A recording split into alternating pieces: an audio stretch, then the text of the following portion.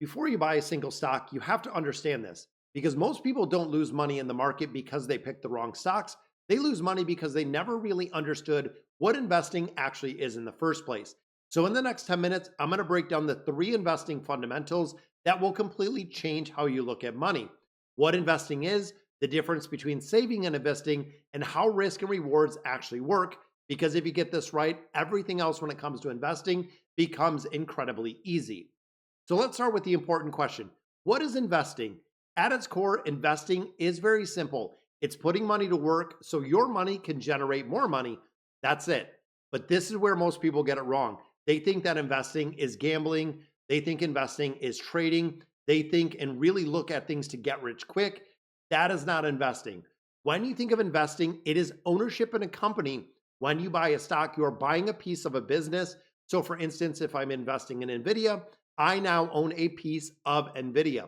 When you invest in an ETF, which I highly recommend, you are buying a collection of those businesses.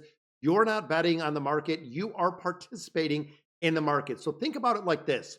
If you owned a rental property, you wouldn't be checking the price once, twice, maybe even 10 minutes every single day.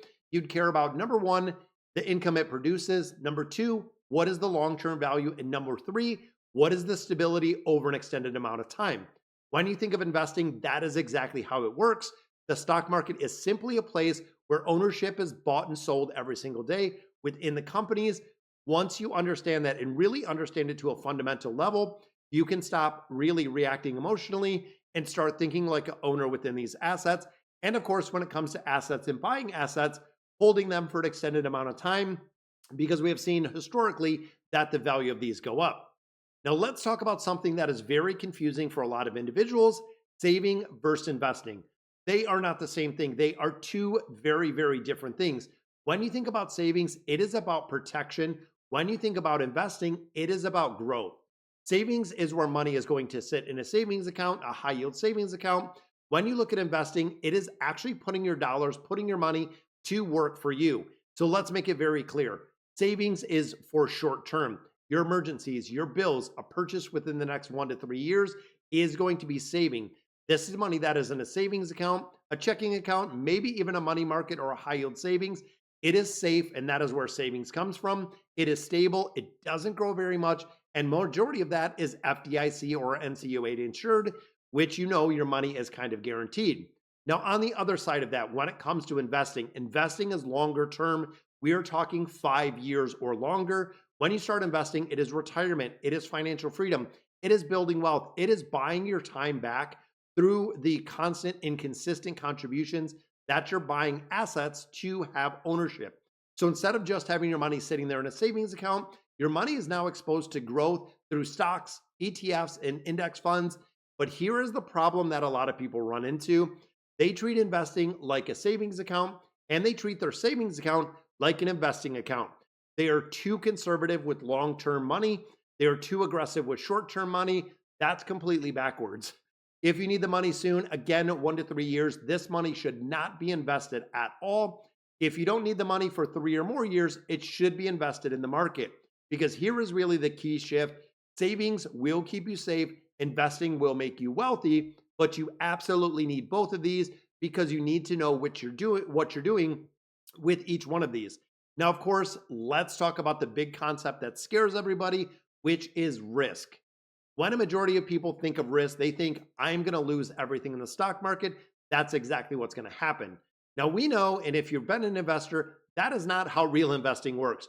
Risk is the possibility that a stock or an ETF or an index fund is going to go in a short term. That's it. When you start looking at the trade-off, the higher for the potential reward, the higher the risk. The lower the risk, the lower reward. We have been taught this ever since elementary school. So let's break it down simple so you can understand it. If you keep money in a savings account, there is almost no risk. It has, in turn, almost no growth. If you're investing in the stock market, there will be ups and downs. But historically, in looking back 10, 20, even 100 years over long periods of time, the market has naturally trended upward. So the real question is investing actually risky? The real question when we think about it, what kind of risk are you taking with the money that you have? Because there's really two types. Number one, short-term risk. Number two, long-term risk. Short-term risk is going to give you a lot more volatility. If the account goes up, then down, then up again, this is normal. This is what we see happen with the stock market. It goes through cycles in a number of years.